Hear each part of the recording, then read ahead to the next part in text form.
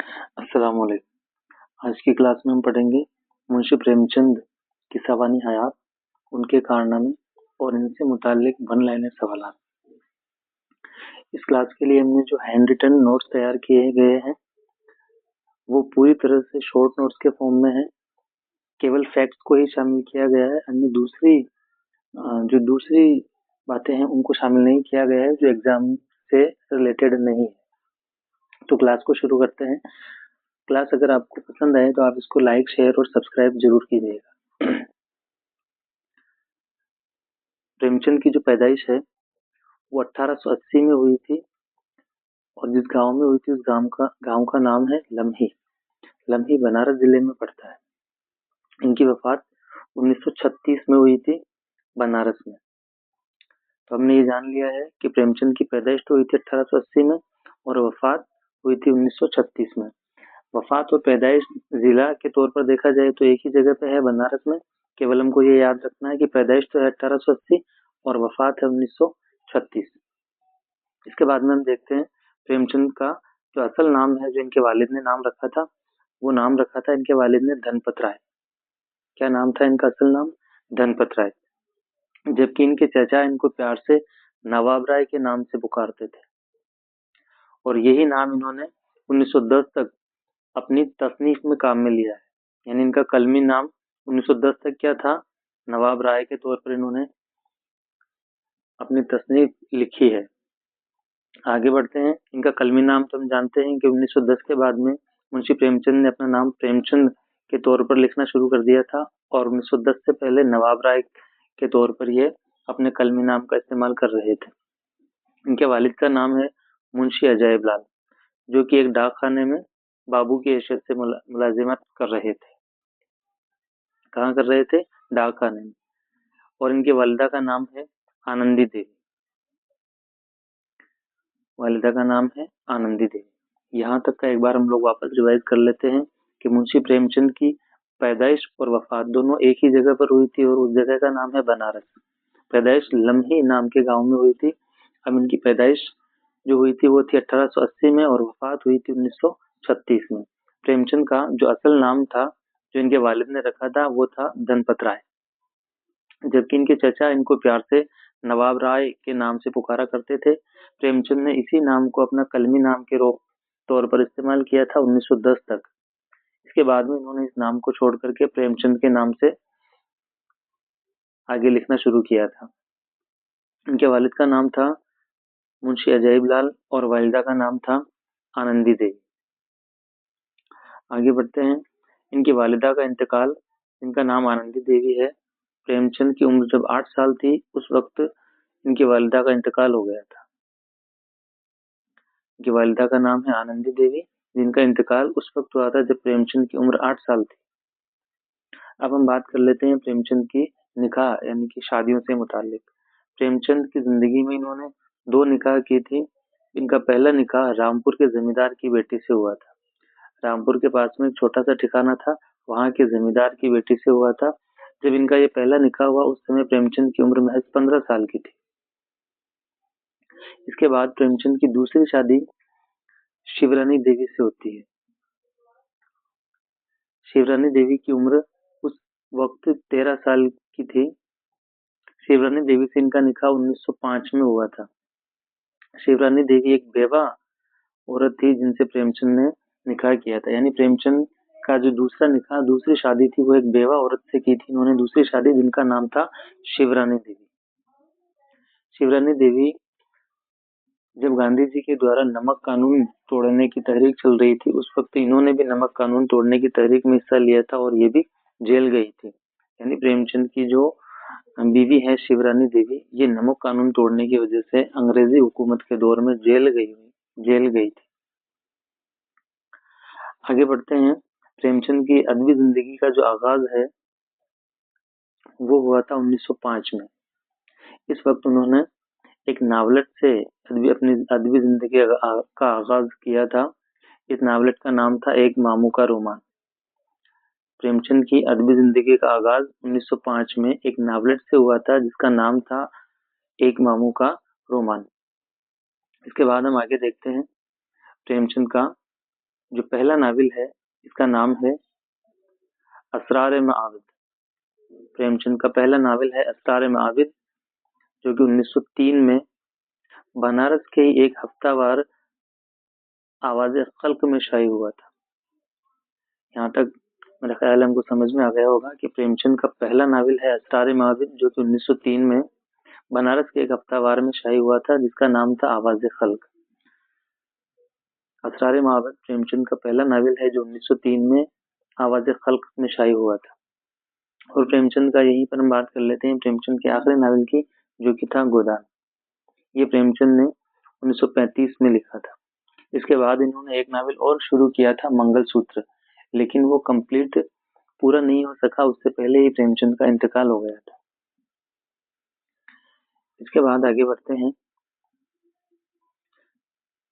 ये हम लोग एक बार प्रेमचंद के पहले की जो तसनीफ है उनका जिक्र कर रहे हैं, यानी पहला नावल, पहला अफसाना, पहला अफसानवी मजमुआ, इस तरह के सवाल एग्जाम्स में पूछे जाते हैं परीक्षक के द्वारा, इसलिए हमने पहले इनको शामिल कर लिया है। बाद में इनकी तफसील भी देखेंगे कि इन्होंने कौन कौन से नावल और अफसाने लिखे हैं, यानी इनके कारनामे आगे चल करके पढ़ेंगे।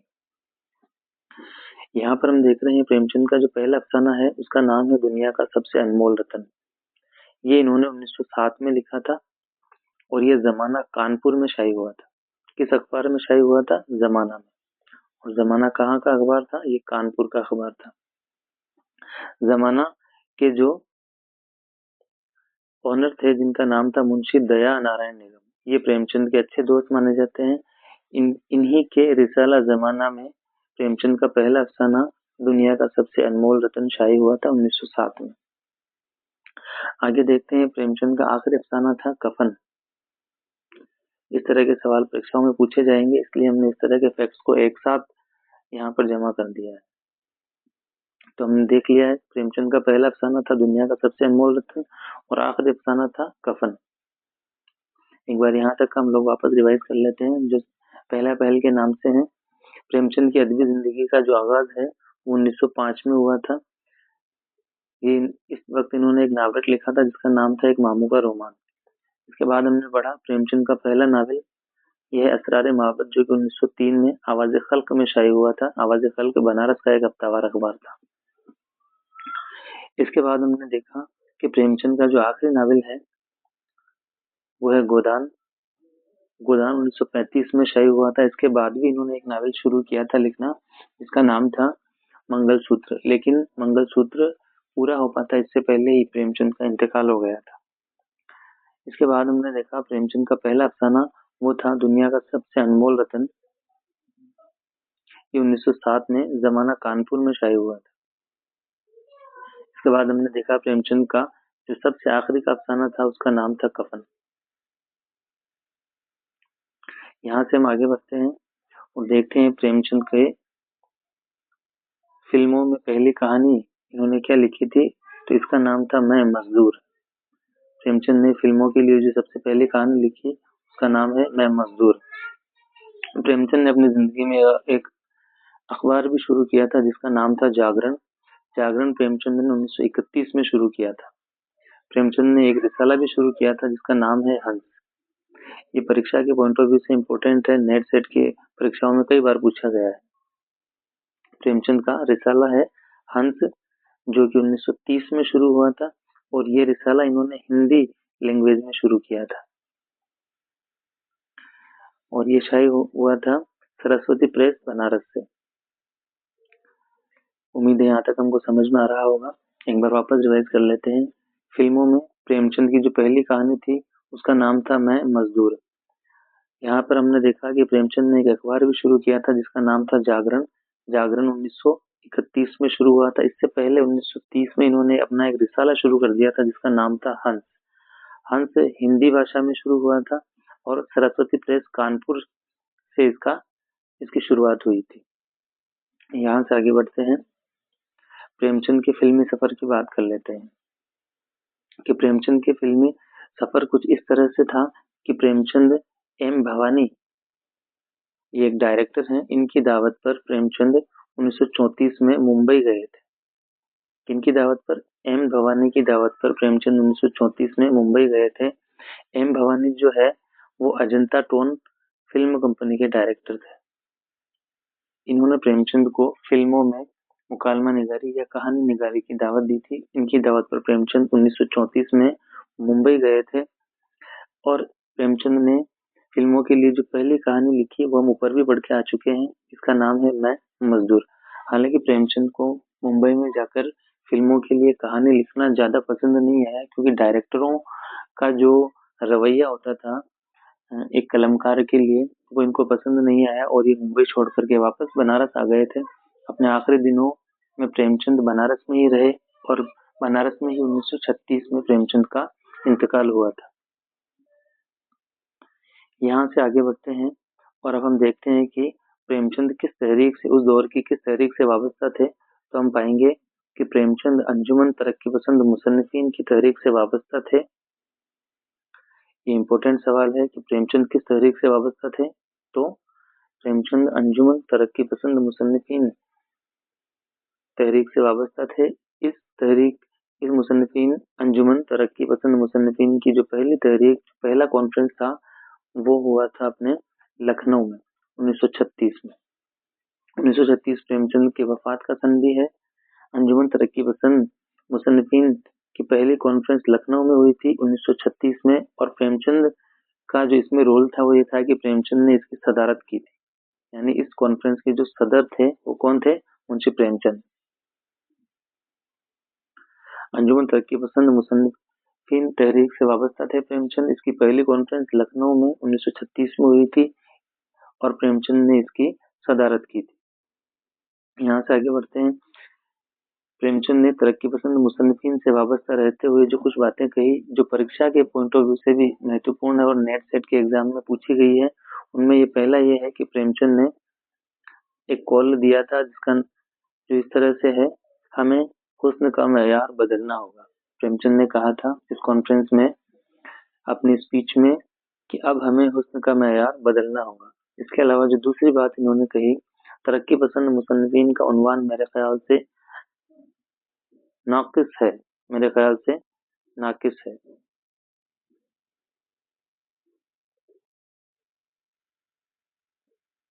दो बातें प्रेमचंद ने तरक्की पसंद मुसन्निफीन तहरीक से मुतालिक कही। एक तो ये कि अब हमें हुस्न का मेयार बदलना होगा, और दूसरा तरक्की पसंद मुसन्निफीन का उन्वान मेरे ख्याल में नाकिस है। क्या है? नाकिस है।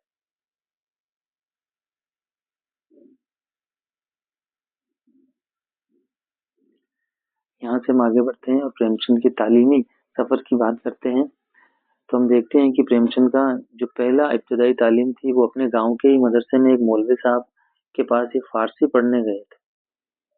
इसके बाद प्रेमचंद ने 1898 में मैट्रिक का इम्तिहान सेकंड डिवीजन से पास किया था। आगे हम देखते हैं कि प्रेमचंद ने जो बीए की डिग्री है वो 1919 में, यानी कि 39 साल की उम्र में बीए की डिग्री को पूरा किया था। ये इन्होंने जिस उन्वान से पूरा किया था वो है अंग्रेजी अदब की तारीख और फारसी। इन दो मजमून में प्रेमचंद ने अपना बीए कंप्लीट किया था। आगे बढ़ते हैं। तहरीक आज़ादी में किस तरह से प्रेमचंद ने हिस्सा लिया था, ये बात हमको अब मालूम पड़ेगी। तहरीक आज़ादी से मुतालिक प्रेमचंद से मुतालिक कुछ बातें इस तरह से हैं कि प्रेमचंद ने एक अफसानवी मजमुआ लिखा था जिसका नाम था सोज़े वतन। ये इन्होंने 1908 में लिखा था और इसमें 5 अफसाने हैं। इस अफसानवी मजमुए को अंग्रेजों ने जब्त कर लिया था। तो इस तरह से सवाल पूछा जा सकता है कि प्रेमचंद का वो कौन सा अफसानवी मजमुआ है जिसको हुकूमत अंग्रेज या अंग्रेजी हुकूमत ने जब्त कर लिया था। तो उसका सही जवाब होगा सोज़े वतन। कौन सा मजमुआ? सोज़े वतन। ये इन्होंने कब लिखा था? 1908 में लिखा था। और इसमें कितने अफसाने हैं? तो इसमें 5 अफसाने हैं। अगला है तहरीक आज़ादी से मुतालिक कि प्रेमचंद ने अदम ताउन में भाग लिया था, जो 1920 में गांधी जी के माध्यम से, गांधी जी के जरिए से असहयोग आंदोलन के नाम से शुरू की गई थी। इसमें प्रेमचंद ने भाग लिया था और गांधी जी के ही कहने पर मुंशी प्रेमचंद ने अपनी मुलाजमत से इस्तीफा दिया था 1921 में। इसके बाद 1922 में मुंशी प्रेमचंद को महानामा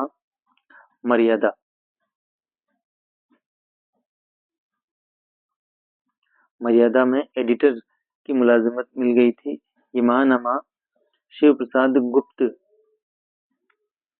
के द्वारा चलाया जा रहा था। यहाँ तक का एक बार हम लोग वापस रिवाइज कर लेते हैं कि तहरीक आज़ादी से मुतालिक प्रेमचंद ने क्या क्या कारनामे किए हैं। इसमें पहला है कि प्रेमचंद ने एक अफसानवी मजमुआ लिखा था जिसका नाम था सोज़े वतन। इसमें ये इन्होंने 1908 में लिखा था और इसमें 5 अफसाने हैं। सोज़े वतन अफसानवी मजमुए में 5 अफसाने हैं। 1908 में शाया हुआ था, अंग्रेजों ने इसको जब्त कर लिया था। दूसरा कारनामा इन्होंने जो तहरीक आज़ादी से मुतालिक किया वो ये था कि इन्होंने गांधी जी के अदम ताउन में हिस्सा लिया था, जो गांधी जी ने 1920 में शुरू किया था। इसको हम लोग असहयोग आंदोलन के नाम से जानते हैं और असहयोग आंदोलन में गांधी जी की बड़ी भूमिका है, इन्होंने शुरू किया था। गांधी जी के ही कहने पर मुंशी प्रेमचंद ने 1921 में अपनी मुलाजिमत से इस्तीफा दे दिया था और 1922 में मर्यादा नाम के एक महानामा में मुदीर की हैसियत से मुलाजिमत हासिल की थी। ये क्रम से चल रहे हैं कि 1920 में तो इन्होंने असहयोग आंदोलन में हिस्सा लिया था, 1921 में अपनी सरकारी मुलाजिमत से इस्तीफा दे दिया और 1922 में महानामा मर्यादा के मुदीर की हैसियत से काम करना शुरू किया था। मर्यादा जो है वो शिव प्रसाद गुप्त का महानामा था। आगे हम देखते हैं प्रेमचंद ने अपनी जिंदगी में कुछ ड्रामे भी लिखे हैं जिनके नाम कुछ इस तरह से हैं। पहला तो है संग्राम और दूसरा है प्रेम की देवी। ये दोनों ही 1923 में लिखे गए हैं। इस तरह से हम याद रख सकते हैं कि संग्राम और प्रेम की देवी ये दोनों ही कब लिखे गए? 1923 में लिखे गए हैं। दूसरा है करबला, ये 1924 में लिखा गया था।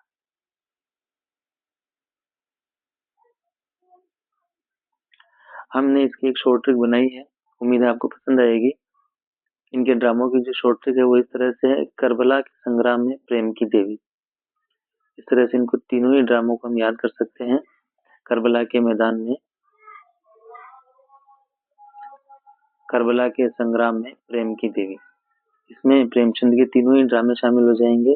पहला ड्रामा है संग्राम, दूसरा है प्रेम की देवी और तीसरा है करबला। संग्राम और प्रेम की देवी 1923 में लिखे गए जबकि करबला 1924 में लिखा गया। इनकी ट्रिक है करबला के संग्राम में प्रेम की देवी। आगे हम बढ़ते हैं और प्रेमचंद के अहम नावलों के बारे में बात करते हैं। यहाँ हम देखते हैं कि प्रेमचंद के अहम नावलों में इनका पहला नावल है असरार माविद।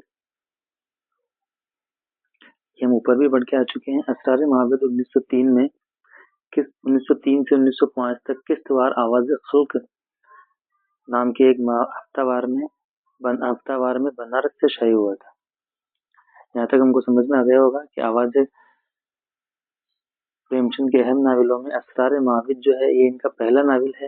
ये 1903 से 1905 तक किश्तवार बनारस के एक हफ्तावार आवाज़ खल्क में शाया हुआ था।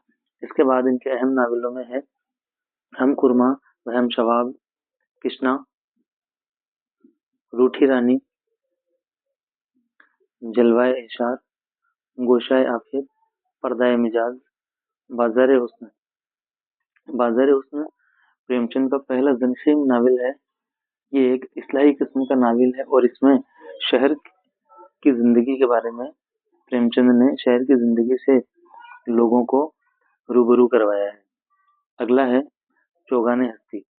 इस नावल को प्रेमचंद ने अपनी तसनीफ में सबसे बेहतरीन नावल करार दिया है।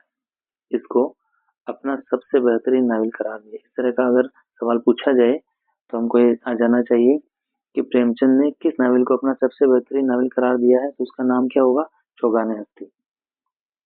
इसके बाद दूसरे अहम नावलों में हम देखते हैं जिनमें नाम आता है निर्मला और गबन। गबन 1930 में लिखा।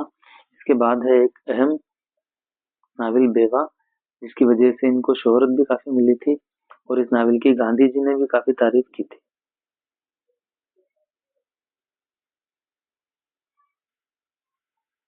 नावल बेवा की गांधी जी ने काफी तारीफ की थी, गांधी जी को पसंद आया था। ये नावल इन्होंने 1927 में लिखा है। अगला है मैदान अमल। इसके बाद है गोदान। गोदान प्रेमचंद की जिंदगी का आखिरी नावल है जो मुकम्मल हो पाया था। ये इन्होंने 1935 से 1936 के दरमियान में लिखा था।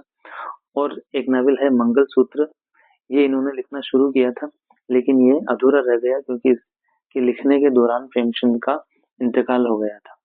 इस तरह से हमने इनके अहम नावलों को पढ़ लिया है। एक बार इनका रिवीजन कर लेते हैं।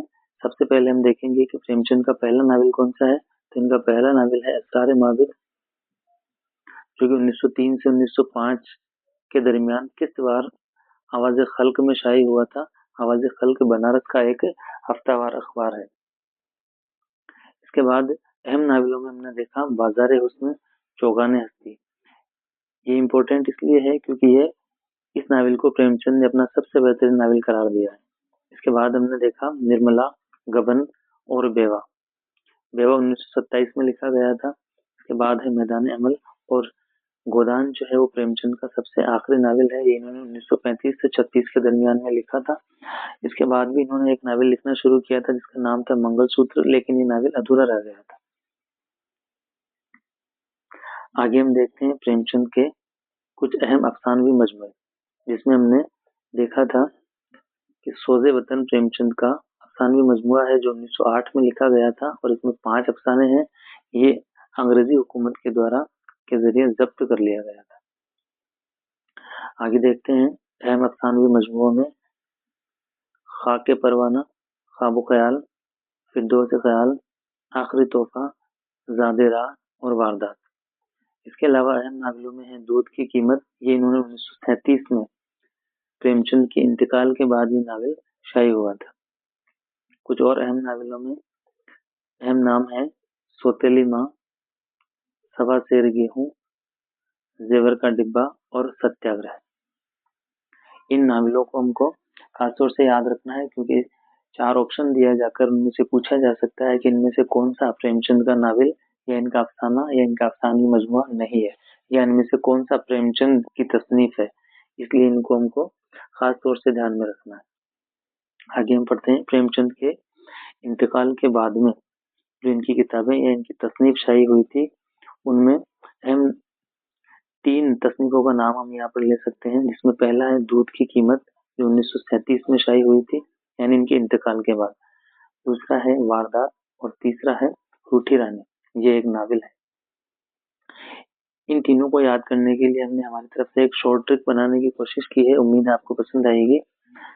कि इंतकाल के बाद जो 3 किताबें शाये हुई उनमें दूध की कीमत, वारदात और रूठी रानी। इनकी ट्रिक इस तरह से है, प्रेमचंद की इंतकाल की वारदात पर रूठी रानी ने दूध की कीमत मांगी। इस तरह से हम इसको याद कर सकते हैं। ट्रिक है प्रेमचंद के इंतकाल की वारदात, ये रहा वारदात, की वारदात पर रूठी रानी ने दूध की कीमत मांगी। दूध की कीमत इन्होंने 1937 में लिखा था। सॉरी 1937 में ये इनके इंतकाल के बाद शाये हुआ था। यहाँ से हम आगे बढ़ते हैं और प्रेमचंद की हालत जिंदगी से मुतालिक कुछ अहम सवालात वन लाइनर के फॉर्म में लेते हैं, जिससे हमारा जो पूरा प्रेमचंद की सवानी हयात है वो एक तरह से माइंड में हमारे क्लियर हो जाएगी। इसमें पहला सवाल है, उर्दू अदब में प्रेमचंद को और किस नाम से जाने जाते हैं। उर्दू अदब में प्रेमचंद और किस नाम से जाने जाते हैं। तो इसका सही जवाब होगा जवाब नंबर 1, उर्दू का मिसाइली नावल निगार। उर्दू का मिसाइली नावल निगार। दूसरा सवाल है, अदबी जिंदगी का आगाज किस नाम से। यहाँ पर वन लाइनर को भी हमने शॉर्ट फॉर्म में लिखा है। बार बार प्रेमचंद का नाम लिखने से हम जानते ही हैं कि हम प्रेमचंद की सवानी हयात पढ़ रहे हैं, इसलिए हमने बार बार प्रेमचंद का नाम नहीं लिखा, सीधा ही सवाल शुरू कर दिया है। दूसरा सवाल है, अदबी जिंदगी का आगाज किस नाम से, यानी प्रेमचंद ने अपनी अदबी जिंदगी का आगाज किस नाम से किया। तो ये इन्होंने नवाब राय के नाम से शुरू किया था। और कब तक नवाब राय के नाम से लिखते रहे, 1910 तक। 1910 के बाद इन्होंने अपने एक दोस्त के कहने पर प्रेमचंद नाम को इख्तियार कर लिया था। तीसरा सवाल है, प्रेमचंद का पहला अफसाना कौन सा है। तो ये हमने देख ही लिया था कि प्रेमचंद का पहला अफसाना है जवाब नंबर 3, दुनिया का सबसे अनमोल रतन। ये जमाना कानपुर में 1907 में शाये हुआ था। अगला सवाल, सवाल नंबर 4, किसके कहने पर प्रेमचंद ने सरकारी मुलाजमत से इस्तीफा दिया। तो इसका सही जवाब होगा जवाब नंबर 4, महात्मा गांधी के कहने पर प्रेमचंद ने अपनी मुलाजमत से इस्तीफा दे दिया था। क्यों दे दिया था? क्योंकि इन्होंने अदम ताउन 1920 में हिस्सा लिया था। अदम ताउन क्या है? गांधी जी का असहयोग आंदोलन है। तो हमने पांचवें सवाल का भी जवाब कर लिया है। प्रेमचंद महात्मा गांधी के किस तहरीक में शामिल हुए? तो अदम ताउन 1920 यानी कि असहयोग आंदोलन में शामिल हुए थे। इसके बाद में हम देखते हैं सवाल नंबर 6, अफसानवी मजमुआ सोज़े वतन कब शायी हुआ? जो प्रेमचंद का अफसानवी मजमुआ है सोज़े वतन, ये कब शायी हुआ? इसका सही जवाब है जवाब नंबर 6, 1908 में शायी हुआ था। और इसमें 5 अफसाने हैं। इस अफसानवी मजमुए को अंग्रेजी हुकूमत ने जब्त कर लिया था, क्योंकि ये उस वक्त के लोगों को आज़ादी की तहरीक में हिस्सा लेने के लिए आमादा कर रहा था, उनके दिलों में जोश भर रहा था। अगला सवाल है सवाल नंबर 7, प्रेमचंद ने किस नावल को अपना सबसे बेहतरीन नावल करार दिया है? तो इसका सही जवाब होगा जवाब नंबर 7, चौगाने हस्ती। अगला सवाल सवाल नंबर 8, प्रेमचंद ने कौन सा रिसाला शुरू किया? तो इसका जवाब होगा रिसाला हंस। ये इन्होंने 1930 में शुरू किया था और ये हिंदी भाषा में इन्होंने शुरू किया था। किस भाषा में शुरू हुआ था हंस? हिंदी भाषा में शुरू हुआ था और ये सरस्वती प्रेस बनारस से शुरू किया था प्रेमचंद ने। आगे बढ़ते हैं अगले सवाल की तरफ। प्रेमचंद ने किसके कहने पर सरकारी नौकरी छोड़ी? तो इसका जवाब है महात्मा गांधी के कहने पर इन्होंने सरकारी नौकरी छोड़ी। और क्यों छोड़ी? क्योंकि इन्होंने 1920 के अदम ताउन में हिस्सा लिया था। अगला है प्रेमचंद की पहली तसनीफ की सिंफ कौन सी है? प्रेमचंद की जो पहली तसनीफ है वो है एक मामू का रोमान और इसकी सिंफ है नावलेट। क्या है? नावलेट। प्रेमचंद का पहला ड्रामा, ये इनके नावलेट है, ड्रामा नहीं है। प्रेमचंद का पहला नावल कौन सा है? नावलेट कौन सा है? या पहली तसनीफ ही कौन सी है? तो क्या है? एक मामू का रोमान। इसके बाद हम आगे बढ़ते हैं। इब्तदाई दौर के मुजामिन और एक नावल कहाँ शाये हुआ? तो प्रेमचंद के जो इब्तदाई दौर के मुजामिन है वो आवाज़ खल्क में शाये हुआ करते थे। अगला सवाल, इफ्तावार अखबार आवाज़ खल्क कहाँ से शाये होता था? तो इफ्तावार अखबार आवाज़ खल्क बनारस से शाये हुआ करता था। अगला है प्रेमचंद का पहला नावल कौन सा है? तो प्रेमचंद का पहला नावल हम पढ़ के आ गए हैं, असरार माबद। पहला नावल कौन सा है? असरार माबद, जो कि 1903 में आवाज़ खल्क बनारस के एक हफ्तावार अखबार में शाये हुआ था। असरार माबद किस अखबार में शाये हुआ था? तो ये हमने देख लिया है कि ये आवाज़ खल्क में शाये हुआ था। फिर सवाल पूछा गया है असरार माबद कब से कब तक किस्तवार शाये हुआ? तो ये 1903 से 1905 तक किस्तवार आवाज़ खल्क में शाये हुआ था। इस तरह से हम आगे देखते हैं। असरार माबद पर मुसन्निफ का नाम क्या लिखा हुआ था? ये बेहद इंपॉर्टेंट सवाल है। असरार माबद पर धनपत राय उर्फ नवाब राय इलाहाबादी लिखा हुआ था। असरार माबद जो प्रेमचंद का पहला नावल है उस पर मुसन्निफ का नाम क्या है? धनपत राय उर्फ नवाब राय। प्रेमचंद का दूसरा नावल कौन सा है? तो प्रेमचंद का दूसरा नावल है हम खुरमा व हम शबाब। हम खुरमा और हम शबाब कब शाये हुआ? तो ये 1906 में कानपुर से मुंशी प्रेमचंद में मुंशी दया नारायण के रिसाला में शाये हुआ था। प्रेमचंद का दूसरा नावल हम खुरमा व हम शबाब कहाँ से शाये हुआ था? तो ये 1906 में कानपुर से शाये हुआ था मुंशी दया नारायण निगम के रिसाला में। और मुंशी दया नारायण निगम का रिसाला कौन सा है? वो है जमाना कानपुर। हम खुरमा, अगला सवाल, हम खुरमा व हम शबाब किस रिसाला में शाये हुआ? तो जमाना कानपुर से शाये हुआ। इसके जो ऑनर हैं, इसके जो मालिक हैं वो कौन है? दया नारायण निगम। अगला सवाल, 1910 तक प्रेमचंद की तसानीफ किस नाम से शाये हुई? तो इसका सही जवाब होगा 1910 तक प्रेमचंद की तसानीफ नवाब राय के नाम से शाये हुआ करती थी।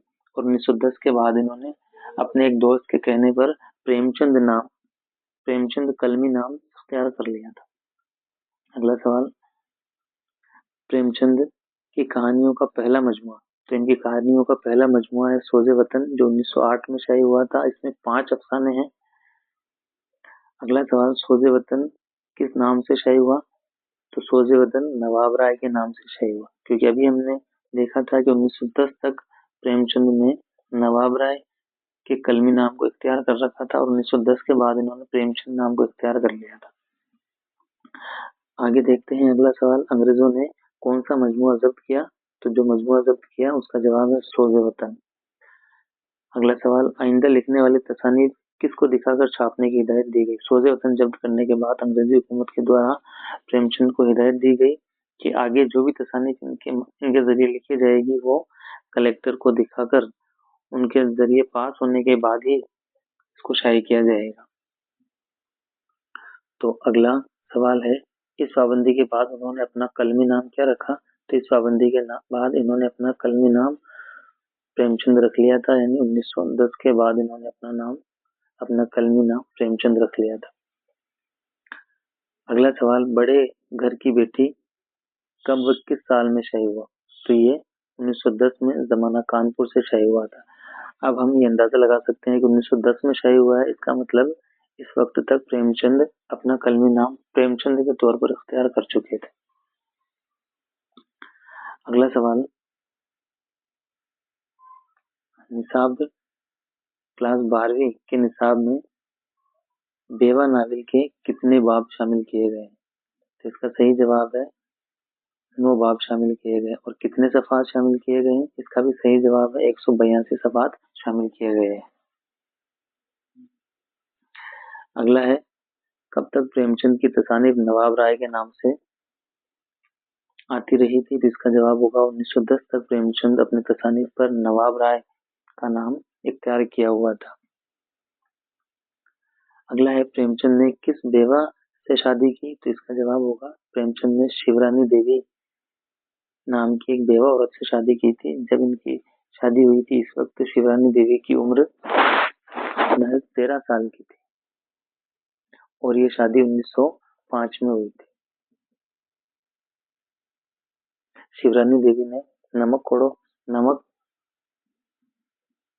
कानून तहरीक में हिस्सा लिया था, जिसकी वजह से इनकी गिरफ्तारी भी हुई थी, यानी इन्होंने दांडी यात्रा में भाग लिया था। नमक तोड़ो कानून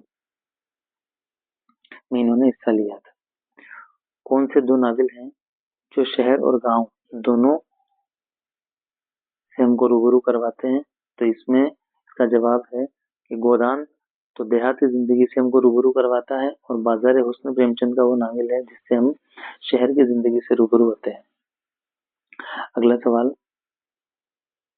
प्रेमचंद की जिंदगी में छपने वाला आखिरी अफसानवी मजमुआ कौन सा था? तो इसका सही जवाब होगा ज़ादे रहा। अगला सवाल, प्रेमचंद के इंतकाल के बाद की 3 किताबें कौन कौन सी है? इसको हमने ट्रिक से याद किया था कि प्रेमचंद के इंतकाल की वारदात पर रूठी रानी ने दूध की कीमत मांगी। तो ये कौन कौन से हो जाएंगे? दूध की कीमत, वारदात और रूठी रानी।